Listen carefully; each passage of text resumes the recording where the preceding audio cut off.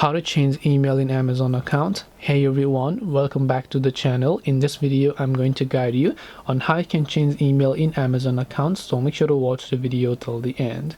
Now, changing email on Amazon account is actually quite very simple. All you have to do is go ahead and then first of all launch the Amazon application here. And once you launch the Amazon app, you will see this type of interface where you can just come to this little account icon that you would be able to find it. And from here, you can simply go to the option here known as your account. Now, once you go to the your account option there, you will see all these sorts of information where you can simply basically scroll down here. You'll find one of the options that says login and security. So tap on login and security. And as you do that, you'll be taken to the page where you can see everything. So here you can see an email address that I've added. So to change the email, tap the edit button next to this email, confirm with the new email address, tap and continue.